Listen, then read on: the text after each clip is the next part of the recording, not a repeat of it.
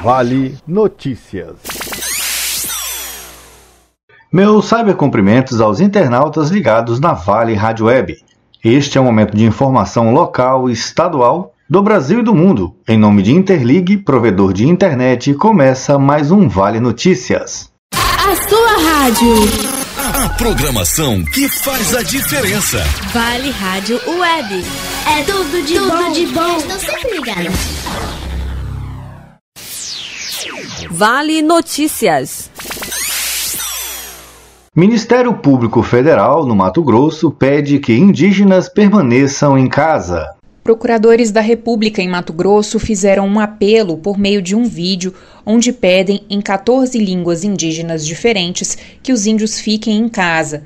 O pedido é reforçado pelo procurador responsável por populações indígenas e comunidades tradicionais do Ministério Público Federal em Mato Grosso, Ricardo Pael, que destaca no vídeo a importância do isolamento social também entre os índios. Doenças respiratórias já são as maiores causadoras de mortes indígenas, como explica o antropólogo Luiz Ventura, membro do Conselho Indigenista Missionário no Amazonas. Por isso, a chegada do coronavírus preocupa muito. Por lado, as doenças respiratórias já são dos vetores de maior afetação e causa de mortes entre os povos indígenas. O coronavírus, que tem esse componente como dos sintomas e dos efeitos principais, e que se trata de vírus desconhecido ainda pela sociedade envolvente, poderia realmente causar uma maior incidência e impacto negativo entre as populações indígenas. A distância de muitas comunidades dos centros urbanos com capacidade de atendimento em saúde é também outra preocupação, segundo a virologista Deusilene Vieira, pesquisadora da Fiocruz em Rondônia. Às vezes essas aldeias elas são muito distantes da cidade. O acesso é muito remoto, o acesso às vezes é fluvial, e esse acesso dificulta esse atendimento pela equipe de saúde ou a identificação desses primeiros casos. Segundo a CESAI, Secretaria Especial de Saúde Indígena do Ministério da Saúde, dados registrados até terça-feira apontam 17 casos confirmados entre indígenas e 3 mortes. Para tentar atender a demanda dessas populações tradicionais, a CESAI publicou portaria na última segunda-feira, em que determina a instituição de equipe de resposta rápida no âmbito dos distritos sanitários especiais indígenas para enfrentamento da pandemia de Covid-19. Cada DCEI deve receber uma equipe emergencial para atuar por 3 meses. Cada grupo terá um médico, 2 enfermeiros e 4 técnicos de enfermagem. A contratação se dará por processo seletivo ou convocação de cadastro reserva de concursos já realizados. Da Rádio Nacional em Brasília, Maíra Heinen. Campeonatos de futebol no Brasil continuam sem previsão de volta. O coronavírus continua sendo dono dos destinos do futebol brasileiro. Depois da reunião da Comissão Nacional dos Clubes, CNC, com a Confederação Brasileira de Futebol, várias propostas, ideias e tentativas para a volta da bola rolar foram mais uma vez dribladas e vencidas pelo Covid-19. Todos os caminhos esbarram na segurança e na saúde dos atletas e dirigentes. Então, sugestões como sede única, ou seja, jogar no mesmo estádio, jogos sem torcida, partidas levadas para o interior dos estados foram por água abaixo. Nenhum consenso teve o seu destino final. Na reunião sobre a venda internacional dos direitos de transmissão, o que realmente teve o martelo batido foi a conclusão que, diante das dificuldades de negociação na redução dos salários dos jogadores, os clubes resolveram dar mais 20 dias de férias aos atletas e comissões técnicas e admitir que o seu maior adversário na história do futebol continua vencendo o jogo. A Covid-19. Da Rádio Nacional, André Luiz Mendes. Em época de coronavírus, pessoas procuram fazer horta caseira. Existe até curso online para aprender a arte de cultivar seu próprio alimento. Como é preciso reduzir as saídas de casa em tempos de pandemia mundial do novo coronavírus, os brasileiros arrumam várias atividades para passar o tempo. Uma delas é cultivar hortas em pequenos espaços, inclusive em apartamentos. E quem sabe a iniciativa pode até diminuir as idas ao supermercado. O repórter cinematográfico Danilton Portela é uma dessas pessoas. Ele é apaixonado por trabalhos manuais, cozinhar e está de férias. Então, construiu agora na quarentena uma mini horta dentro do seu apartamento, no corredor mesmo, onde bate sol. Ele conta de onde surgiu a inspiração. Fui atrás de informações na internet, alguns vídeos de tutorial no YouTube, né, para eu poder ter alguma referência. E a maior parte delas, assim, surgiram na minha cabeça mesmo, como eu queria. Eu vi algumas fotos em alguns sites e peguei algumas informações do que usa para plantar, né? Qual tipo de adubo, essas coisas assim. Foi surgindo na minha cabeça e eu fui montando e fui criando a minha própria horta lá em casa.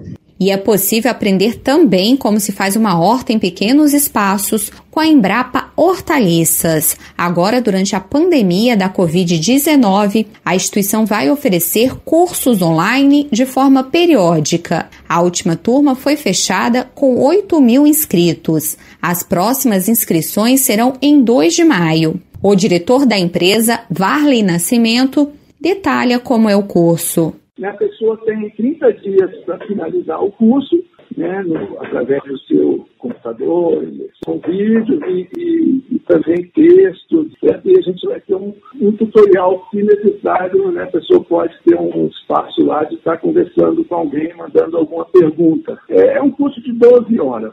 12 horas ela completa o curso, mas ela tem até um mês para finalizar. Você pode começar sua pequena horta com itens bem simples, como pequenos vasos, pneus, canos ou até em garrafas PETs. O primeiro passo é preparar o solo com terra, adubo orgânico e químico e calcário. Depois, escolha as sementes que serão plantadas. As mais recomendadas para pequenos espaços são coentro, cebolinha, salsinha, alface e manjericão. Mas dá para plantar até pimentão e tomate. E se você se animou em cultivar seu próprio alimento, pode ter uma ajudinha no site da Embrapa Hortaliças. Com produção de Marcela Rebelo, da Rádio Nacional em Brasília, Dayana Vitor. Jornalista brasileira relata drama da Covid-19 nos Estados Unidos. E voltando ao tema do coronavírus, cidade nenhuma no mundo registrou tantas mortes por causa da Covid-19 como Nova York. E quem está na linha para nos trazer informações como está a vida no Centro Financeiro Mundial é a jornalista brasileira Laura Perucchi. Ela é editora de um site de dicas e serviços sobre a cidade de Nova York e vai nos trazer mais detalhes sobre esta situação dramática que os moradores de Nova York estão vivendo. Laura, em primeiro lugar, agradeço pelo contato. É um prazer tê-la conosco aqui na agência Rádio Web. Imagina, muito obrigada pelo convite. Nós é que agradecemos. Laura, a cidade de Nova York passa por um drama com milhares de mortes. O isolamento ainda está intenso, as ruas estão vazias. Como você retrata este cenário na cidade de Nova York? Eu e meu marido, particularmente, a gente está completando, acho, 31 dias de isolamento e mais ou menos isso casa com todas as medidas que começaram a ser tomadas aqui.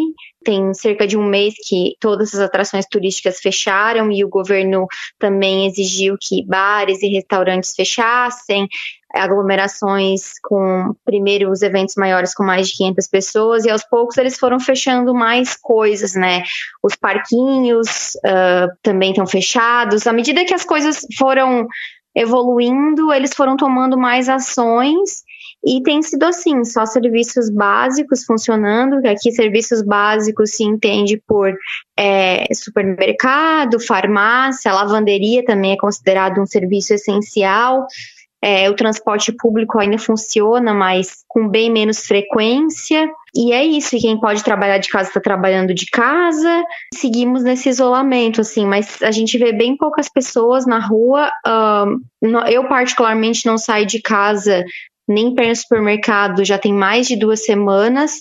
O que a gente vê de movimentação é pela janela do apartamento e tem pouquíssimas pessoas circulando perto de onde a gente mora, enfim, seguindo com esse isolamento. Situação bem difícil, né? Pelo que você está explicando, a população então está colaborando, está aderindo a este lockdown. Na sua maioria, sim.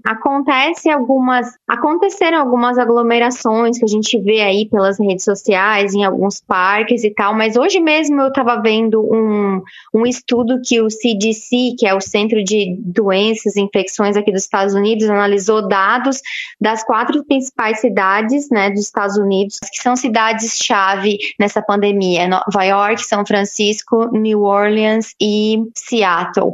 E eles avaliaram que essas cidades são onde as pessoas estão mais respeitando o isolamento social. Se a gente não seguisse as orientações, a gente não ia estar vendo aí uma queda no número de hospitalizações e de altas e de pessoas na UTI, porque esse número, acredita-se que a gente chegou no pico, né? E eles estão todos os dias reforçando que a gente não está vendo o cenário pior por conta das pessoas terem acatado as restrições. Você citou o trabalho de várias instâncias aí de governo nos Estados Unidos. Aqui no Brasil, governos estaduais e federal muitas vezes não falam a mesma língua. Aí nos Estados Unidos, com Trump e alguns governadores, parece que aconteceu a mesma coisa, não foi? Aconteceu. O que aconteceu de ontem para hoje foi que o Trump falou que ele que tinha o poder de reabrir a economia. Pelo que eu acompanhei, ele não gostou muito desses governadores, que inclusive são do Partido Democrata, né, não são do Partido Republicano, de eles tomarem essa decisão de trabalhar em conjunto. Acho que ele se sentiu, ameaçado. O governador falou hoje que ele está quebrado, que o governo de Nova York está quebrado com os gastos com essa pandemia, e com certeza vai ser necessário a ajuda do governo federal. Inclusive, com a questão de todos os testes, né, que se fala que tem que comprar testes, que os testes seriam uma maneira de a gente voltar à normalidade com segurança, só que as empresas privadas que fabricam esses testes, elas estão sendo assediadas, digamos assim, por todos os estados, né? Há um interesse de todos os estados em comprar testes, e aí, por conta disso, os preços estão ficando super altos, e segundo o governador de Nova York, era hora do governo federal fazer essa parte, intervir, comprar os testes e aí distribuir para os estados de acordo com a necessidade de cada estado. E não é o que está acontecendo no momento, tá? Uma bagunça, digamos assim. É muito importante a organização nesse momento e uma ação mais centralizada, com o governo federal dando respaldo. Sim. Agora, no início, Laura, o Trump minimizou bastante a questão do coronavírus, da pandemia. Depois ele mudou de ideia e voltou atrás, foi isso? Pelo Trump, as coisas voltariam ao normal agora no final de semana da Páscoa. É o que ele estava falando, acho, há 2-3 semanas atrás. E aí a equipe, os experts falaram para ele que isso era impossível. Ele meio que voltou atrás. Laura, chamou muito a atenção aqui das pessoas no Brasil a imagem de alguns corpos sendo enterrados em valas comuns em Nova York. Imagino que essa cena tenha chocado vocês também aí. O que de fato aconteceu? Explica para nós. Esse lugar, ele já era usado para esse mesmo propósito e, em média, recebia 25 corpos por dia de pessoas, né, ou indigentes, pessoas que não foram reconhecidas, ou de pessoas que não têm condições de fazer o funeral. E pelo que eu li, é a mesma coisa que está acontecendo. Pessoas que não têm condições de um funeral ou pessoas que ninguém reclamou o corpo. A diferença é que aumentou o número de corpos. Agora, explica para mim como é que está a sua rotina de trabalho aí em Nova York. Você que mantém um blog, um site e também grava alguns podcasts. Então, eu tenho uma plataforma de conteúdo sobre Nova York voltada ao turista brasileiro, né, que quer visitar a cidade. Nova York está entre as cidades preferidas do turista brasileiro para visitar. E nessa plataforma, que inclui o site, inclui um canal no YouTube, inclui comunidade no Facebook, enfim, a ideia é que o turista encontre tudo que ele precisa para planejar a viagem para Nova York, né? Dicas de hospedagem, de passeios, de restaurantes No podcast eu falo sobre morar no exterior, é uma outra temática, mas para quem se interessar também, o podcast se chama Let's Talk New York. Quando tudo isso começou, a minha preocupação foi informar as pessoas, porque tinha muita gente que estava prestes a embarcar, e as coisas aqui em Nova York, vale lembrar, elas mudaram muito rápido.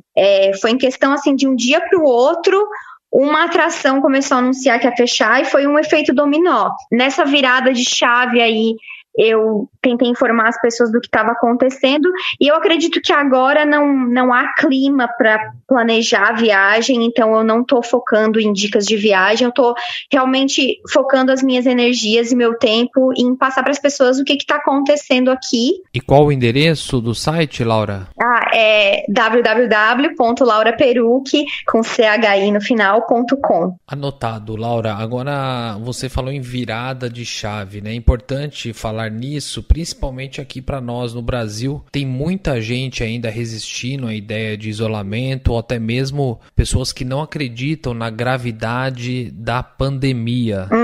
Eu acho que foram uns 10 dias antes de tudo, da virada de chave, né? Foi no dia que o Estado decretou emergência, né? A gente estava até conversando que, nossa, não tem como parar uma cidade com 8 milhões de habitantes. A gente não acreditava que isso fosse acontecer, mas aconteceu. Assim, a gente tá vendo, por mais que, óbvio, isso custou a vida de, aqui no estado de Nova York, mais de 10 mil pessoas já morreram por conta do coronavírus, mas a gente tá vendo que a colaboração de todo mundo tá dando resultado. Então, o que eu sempre falo para as pessoas é para que elas não subestimem o que está acontecendo, porque a gente está vendo o filme se repetir, né? Eu acho que o Brasil está tendo uma chance maravilhosa de, antes de todo mundo, de poder estar evitando um cenário pior, mas que as pessoas possam usar talvez tudo isso que está acontecendo para cobrar, né? Para cobrar de quem a gente tem que cobrar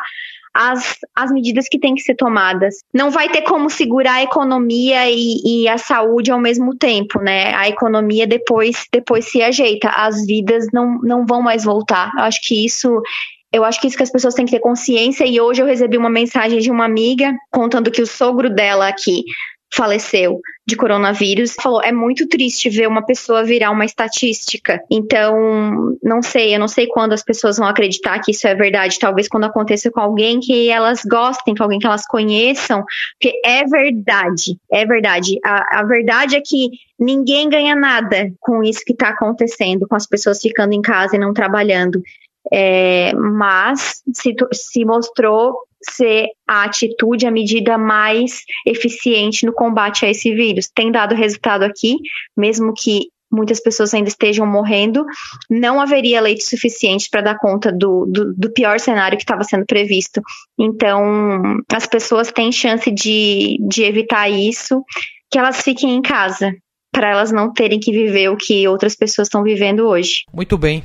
Este foi o recado da Laura Perucchi, jornalista, e mora numa cidade que registrou mais de 10 mil mortes. Nada melhor do que o recado de quem vive de perto essa realidade, que sirva de exemplo para nós que estamos aqui no Brasil, que temos essa vantagem temporal de ter contato com a pandemia depois da China, da Europa e dos Estados Unidos. Laura, obrigado pelo contato e mantenha-se prevenida. Tome cuidado aí em Nova York. Muito obrigado. Muito obrigada pela oportunidade. Agência Rádio Web de São Paulo, Wellington Mesquita. Vale Notícias.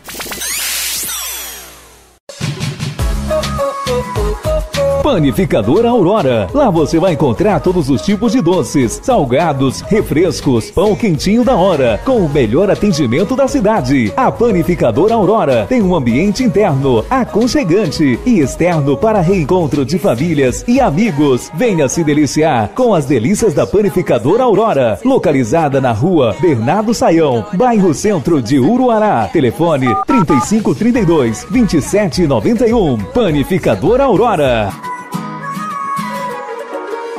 Futuro é feito de escolhas, de atitudes da nossa geração. Então escolha uma escola que te transforma pela educação. Escola Infantil Pingo de Gente. Matrículas abertas, profissionais altamente qualificados para as turmas de maternal, jardim e alunos do 1º ao 5º ano. Matricule já o seu filho e dê a ele a melhor educação de Uruará. Venha falar conosco. Rua Belém, Vila Brasil, próximo ao Socreca. Ou pelo telefone 939-9179-7095. E aproveite as condições especiais para matrículas. Escola Infantil Pingo de Gente. Educando com amor para educar sempre. Antenados, conscientes, criativos e humanos. E assim a gente transforma o mundo. Vale Notícias. Mais de 90% dos idosos se imunizaram contra a gripe. Em todo o Brasil, quase 19 milhões de idosos já foram vacinados contra a gripe, o que representa mais de 90% do público estabelecido pelo Ministério da Saúde. A campanha para as pessoas acima de 60 anos e profissionais da saúde começou dia 23 de março e vai até 22 de maio. Então, ainda dá tempo de garantir sua proteção contra os vírus influenza B, H1N1 e H3N2. Mas é bom lembrar que a vacina não protege contra o novo coronavírus. Os idosos que já se vacinaram sabem da importância da imunização, como conta Dona Luísa Rodrigues, de 62 anos, de Jundiaí, interior de São Paulo. Eu tomo a vacina já há muitos anos por conta de eu ter tido hepatite C e hoje, além do risco da hepatite C, eu também já sou maior de 60 anos. E nesse momento, principalmente, muito mais importante se vacinar para ficar pelo menos imune a H1N1 em época de Covid-19. Já a moradora do Distrito Federal, Maria José, de 73 anos, diz que toma vacina há mais de 20 e não fica gripada. E eu tomo todos os anos, desde 50 anos, que eu tinha problema de dava pneumonia, né? Aí nunca mais eu tive, não sinto gripe. É muito bom, depois que eu tomei essa vacina, eu não sinto nada de gripe, resfriado, nem nada. Quem toma vacina contra a influenza ajuda no combate ao novo coronavírus, como explica o clínico geral Marcos Pontes. E se esse paciente desenvolver um quadro gripal, e se ele tem uma vacinação prévia e suspeitar mais rápido, que ele esteja tendo um coronavírus, tem uma avaliação prévia, onde a gente já dá para ir pensando e fazendo testes e direcionar o paciente para um fluxo do corona. A gente não perderia tempo suspeitando de outras coisas. Além de quase 19 milhões de idosos, também foram imunizados cerca de 4 milhões de trabalhadores da saúde nesta primeira fase da campanha. Porém, a proteção não termina, já que amanhã começa a segunda fase de imunizações com foco em outros públicos, como doentes crônicos, índios e caminhoneiros. Da Rádio Nacional em Brasília, Dayana Vitor.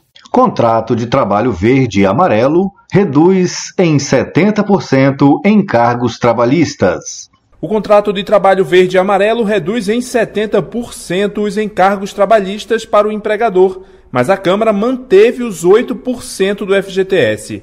Aprovada na madrugada desta quarta-feira na Câmara dos Deputados por 322 votos contra 153, a medida provisória que cria a carteira de trabalho verde e amarela ainda precisa ser analisada no Senado até o dia 20 de abril. Caso contrário, perde a validade. A MP cria um novo regime trabalhista para os jovens de 18 a 29 anos que buscam o primeiro emprego e também para os maiores de 55 anos que estejam há 12 meses desempregados. As regras também valem para o trabalhador rural. Esse tipo de contratação poderá ser feita até o final de 2022 e os contratos terão duração máxima de 2 anos. Já o salário máximo desse tipo de contratação será de um salário mínimo e meio. Segundo o texto, as empresas ficam isentas da contribuição previdenciária e das alíquotas do Sistema S. Somando tudo, o empresariado chega a ter 70% de redução nos encargos trabalhistas, que cai de 39% para 12% sobre a folha de pagamento. No texto que chegou da comissão mista, essa redução chegava a 94%. Porém, o relator, o deputado Cristino Áureo, do PP do Rio de Janeiro, manteve o valor pago ao FGTS de 8% sobre o salário. Na proposta original, o valor do FGTS caía para 2%. Para conseguir mais apoio, o relator ainda retirou o artigo que estendia o trabalho aos domingos e feriados para todas as categorias. Mesmo assim, o projeto sofreu resistência de toda a oposição, que obstruiu a votação por horas. A vice-líder da minoria, Jandira Fegali, do PCdoB Fluminense, argumentou que a casa deveria votar apenas medidas relacionadas à pandemia do novo coronavírus. É uma pauta que, de fato, não tem nenhum sentido, e num momento tão duro, tão drástico da sociedade, a gente votar a retirada de direitos, seguindo uma visão escravocrata da elite brasileira de achar que ter emprego é trabalhar por um prato de comida. Os defensores da medida argumentam que a MP incentiva a contratação de trabalhadores no país, como afirmou o líder do PSDB na Câmara, o deputado Carlos Sampaio. Eu lembro que entre trabalhar ou ter por um período esses direitos reduzidos, é muito melhor trabalhar. Nenhum direito constitucional, como férias, 13º, nenhum outro está sendo afetado. Um destaque do PSL aprovado ainda reincluiu no texto a redução da multa do FGTS paga em casos de demissão dos atuais 40% para 20%. Já o texto do relator previa uma multa de 30% sobre o FGTS. O mesmo destaque aprovado ainda permite que os empregadores antecipem o pagamento do 13º salário e do adicional de férias.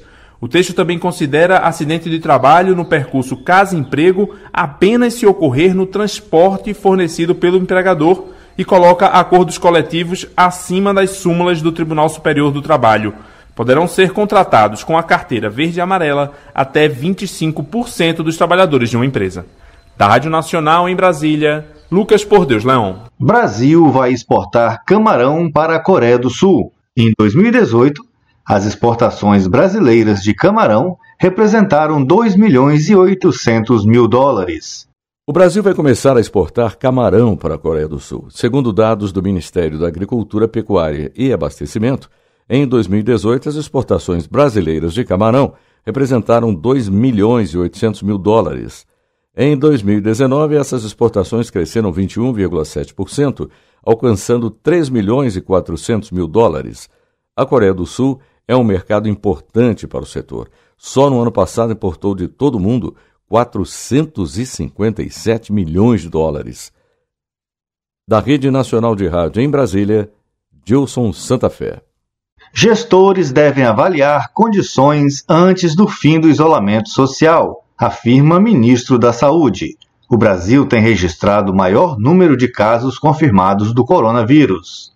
O Brasil tem registrado o maior número de casos confirmados do coronavírus. Com isso, boa parte dos estados da federação tem apostado em prolongar as medidas de distanciamento ou isolamento social. No entanto, na contramão, algumas cidades começam a reduzir o isolamento por questões profissionais ou pessoais. O ministro da Saúde, Luiz Henrique Mandetta, diz que esse movimento vai acontecer, mas os gestores devem ficar atentos à infraestrutura de saúde e aos dados de comportamento da doença antes de mudar as restrições. Se faremos isso a toque acelerado, temos locais onde poderão faltar os equipamentos de proteção, poderão faltar recursos humanos e poderão faltar respiradores. Se fizermos de uma maneira menos acelerada, nós poderemos ganhar essa imunidade com um tempo um pouquinho maior. É desta dosagem entre imunidade coletiva, imunidade individual e capacidade de atendimento, é desse tripé que nós vamos poder saber o nosso avanço. E só teremos uma situação tranquila na hora que a ciência falar, temos uma vacina. O ministro da Saúde, Luiz Henrique Mandetta, destaca que criou um guia para que os gestores fiquem atentos às condições de saúde da cidade ou região e reforça que o Ministério da Saúde precisa de dados sobre a infraestrutura, como a quantidade de leitos de UTI. O Ministério da Saúde, ele faz o levantamento, faz os cálculos e está procurando, a pedido deles, esses daqui são os que estão com a maior incidência, Agora nós precisamos saber quantos leitos que estão abertos, disponíveis para atender a doença. Muitos não informam, a gente precisa dessa informação. A gente está criando alguns critérios para que o gestor possa ter de guia ali dentro. Para o ministro da Saúde, as atividades devem ser retomadas com segurança, evitando a explosão de casos. Para mais informações, acesse saude.gov.br/coronavírus. Reportagem Alexandre Penido. História hoje. 15 de abril. A Catedral de Notre-Dame, em Paris, é atingida por um grande incêndio em 2019. Palco das coroações de Henrique VI da Inglaterra e de Napoleão Bonaparte, a Catedral de Notre-Dame teve mais de 8 séculos de história queimados. Centenas de pessoas assistiram perplexas às cenas da tragédia, sendo que o alarme contra incêndio tocou 2 vezes. Saiba como tudo aconteceu neste História de hoje.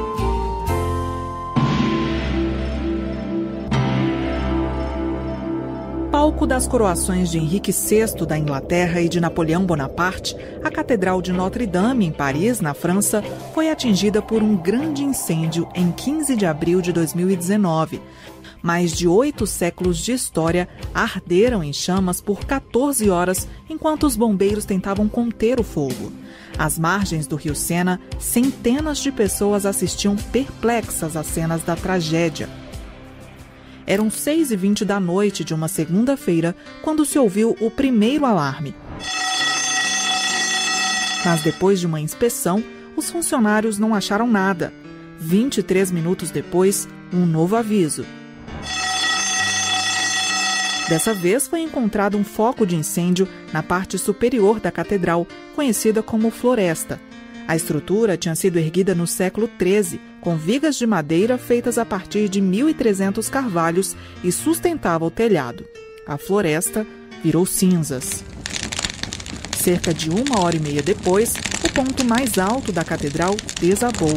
A 93 metros do solo, feita em madeira e chumbo, a torre passava por um processo de restauração desde 2018. As 16 estátuas de cobre que ficavam em volta da torre escaparam do incêndio porque tinham sido retiradas do local na semana anterior. No dia 16 de abril, por volta das 10 da manhã, o Corpo de Bombeiros anunciou que todo o fogo tinha sido controlado. Mais de 400 membros da corporação trabalharam exaustivamente para impedir que todo o monumento fosse destruído. Durante o combate, o padre Jean-Marc Fournier, capelão dos bombeiros, insistiu em entrar na catedral e salvar a coroa de espinhos que teria sido usada por Jesus Cristo na crucificação. Considerado um herói, o sacerdote também resgatou o Santíssimo Sacramento, onde ficavam as hóstias consagradas. A catedral ficou com a estrutura bastante comprometida.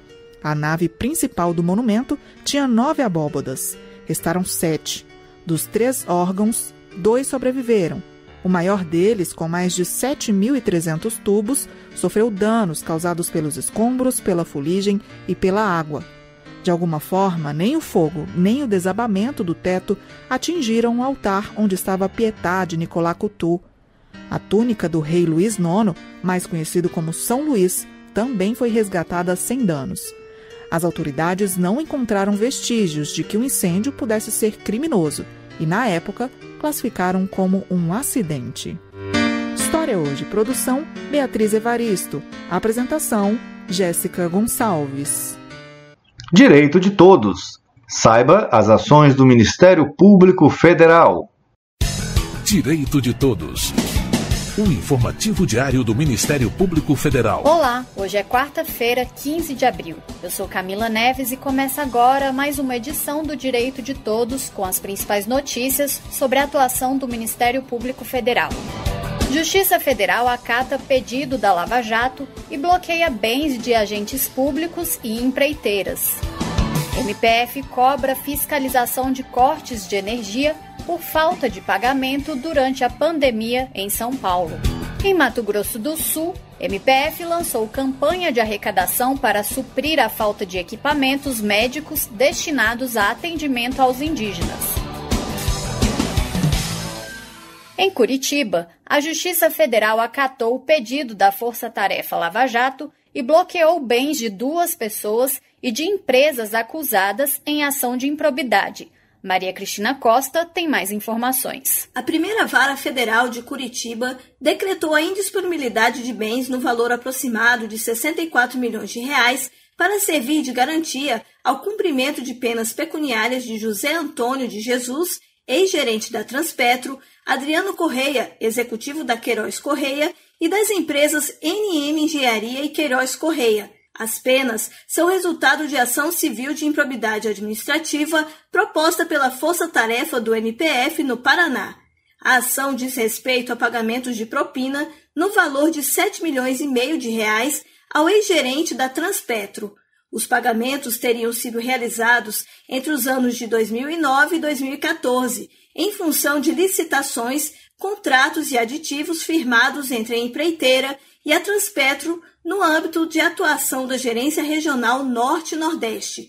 O MPF pede ainda a proibição de contratar com o poder público a reparação dos danos causados à Transpetro, o pagamento de multa civil e a indenização por danos morais coletivos. Em relação às pessoas físicas, o MPF pede a suspensão de direitos políticos por 10 anos. De Brasília, Maria Cristina Costa.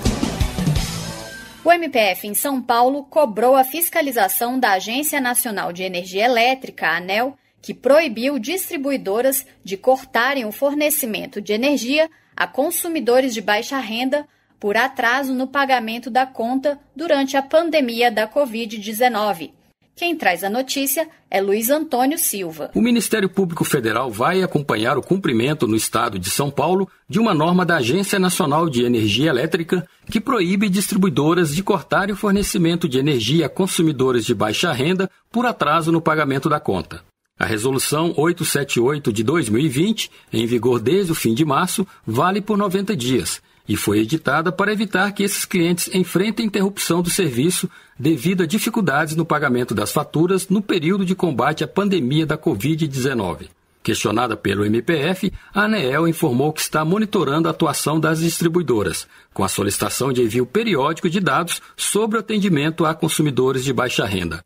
A agência se comprometeu a consolidar os números para consulta pública e reforçou que vai coibir eventuais descumprimentos da resolução. O MPF cobrou também o empenho do governo paulista para garantir a manutenção do serviço às famílias mais pobres. Em ofício enviado à Procuradoria-Geral do Estado de São Paulo, o Ministério Público requisitou informações ao Executivo local sobre medidas adotadas na fiscalização do cumprimento da norma da ANEEL. Consumidores de baixa renda que tiverem o fornecimento de energia interrompido devem pedir diretamente às distribuidoras o restabelecimento do serviço. Caso a falta de luz não seja normalizada, devem acionar as ouvidorias das empresas. E se ainda assim o problema persistir, os clientes podem registrar reclamação na ANEEL, pelo telefone 167 ou pelo formulário disponível no site da agência reguladora. De Brasília, Luiz Antônio Silva.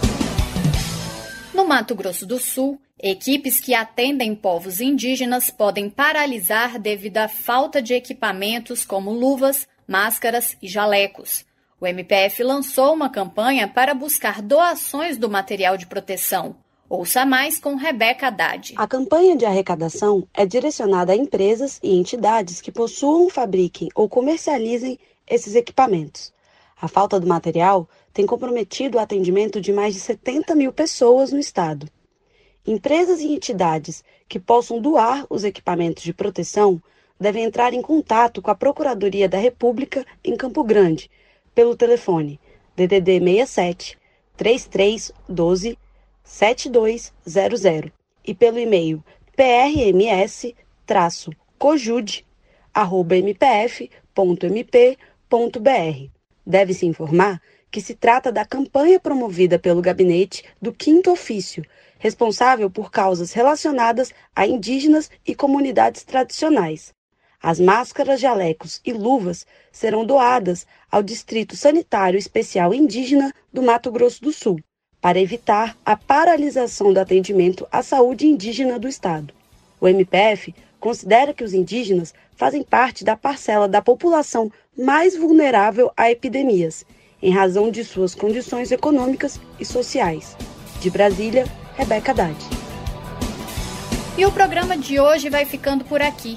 O Direito de Todos tem trabalhos técnicos de Rodrigo Barbosa e de José Farias, e produção de Rebeca Haddad. Para escutar outras edições do Direito de Todos ou conhecer o trabalho do Ministério Público Federal, acesse mpf.mp.br.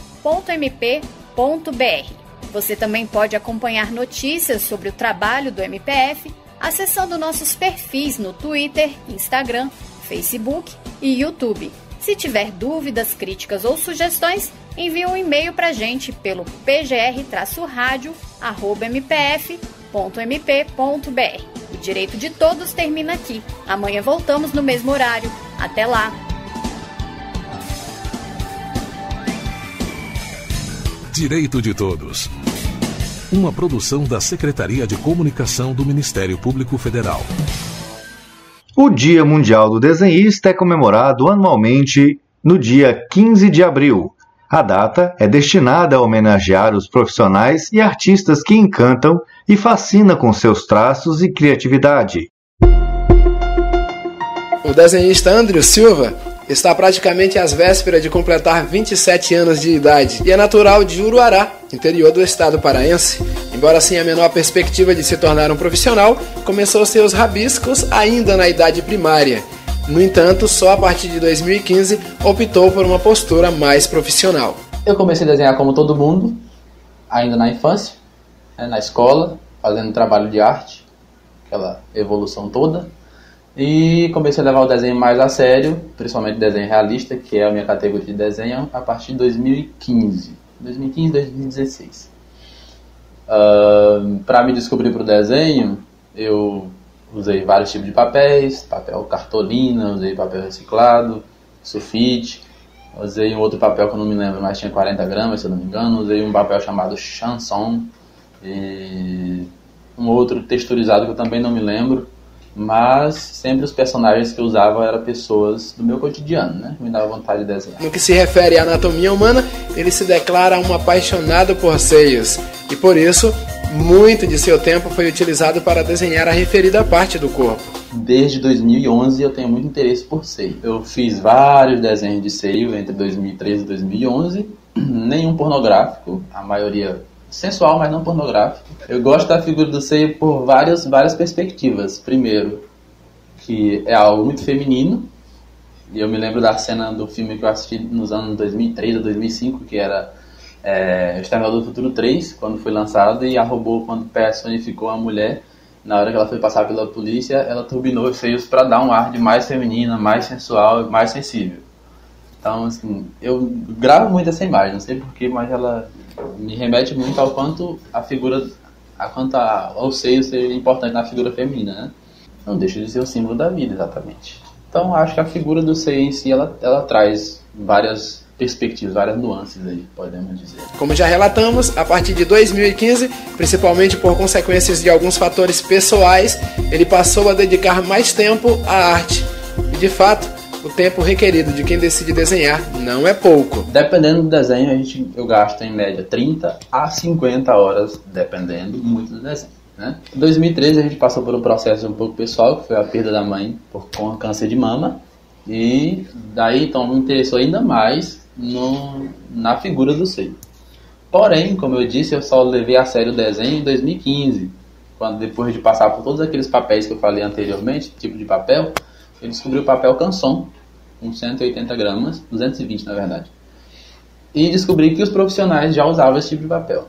E foi daí que eu comecei a fazer novos testes e descobri que eu poderia trabalhar profissionalmente, melhorar, no caso, a qualidade dos meus desenhos, tendo em conta que eu assisti a um filme uma vez e tinha desenhos feitos à mão, o que me encabulou muito como que alguém conseguia fazer fios de cabelos e detalhes como rugas e espinhas tão delicadamente. O filme me interessou, me gerou intriga. Eu rabiscava e me perguntava como é possível alguém fazer um desenho com tanto detalhe usando lápis e papel.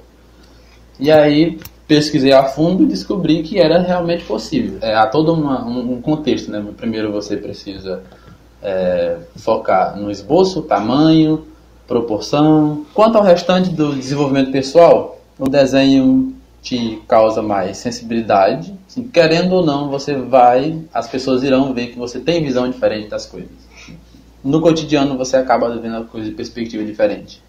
Eu sou mais detalhista, eu olho coisas que normalmente as pessoas não olham. Seus traços foram ficando mais sofisticados e, como reflexos, veio o reconhecimento público no ano de 2018, exatamente no Dia do Desenhista. A minha primeira exposição de desenhos eu fiz em 2018, no Dia do Desenhista, promovido pela UFOPA, Campus Boulevard. Rivaldo me avisou que estava tendo, viu o material do Rivaldo e expomos junto com mais 40 artistas que lá estiveram. É gratificante ter um dia para ser lembrado como artista, muito embora pessoas como eu tenham o hábito de desenhar mais por satisfação pessoal, para meu próprio deleite, não para exibicionismo. O Dia do Desenhista ele vem bem para reconhecer que existe alguém nos bastidores, que existe uma arte pouco valorizada, dependendo do contexto, né? Assim, as gravuras, os animes, as charges são importantes, são bem utilizados, mas embora a arte no questão do desenho não seja tão valorizada como os cantores sertanejos e tal, é importante ter um dia para lembrar que existem essas pessoas com sensibilidade e olhar diferente para o mundo. Já que o dia hoje é de celebrar a arte dos riscos e rabiscos, ele aproveita para estender a homenagem aos colegas de profissão. Parabéns a todos os desenhistas, parabéns pelo seu dia, continuem rabiscando e façam alguém feliz.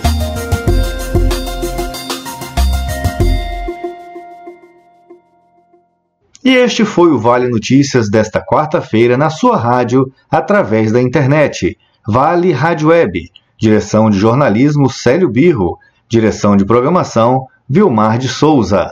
Repórter freelancer Marinaldo Santana. Apoio jornalístico Cirineu Santos. Fonte de conteúdo Agência do Rádio Mais, Agência Rádio Web, Agência Pará de Notícias e EBC, Empresa Brasil de Comunicação, através da Rede Nacional de Rádio e Rádio Agência Nacional. Espalhe essa ideia. Visite a fanpage no Facebook, Vale Rádio Web, e compartilhe o link da Play Store com seus amigos. E não esqueça de curtir. E quem não tem celulares Android ou tem Smart TV, ouça a rádio pela página valeradioweb.online ou visite as plataformas Rádios ao Vivo e radios.com.br. Obrigado pela audiência e até o próximo Vale Notícias. Vale Notícias. A sua melhor companhia. Bom gosto e qualidade no ar. É aqui. Vale Rádio Web. Vale Rádio Web.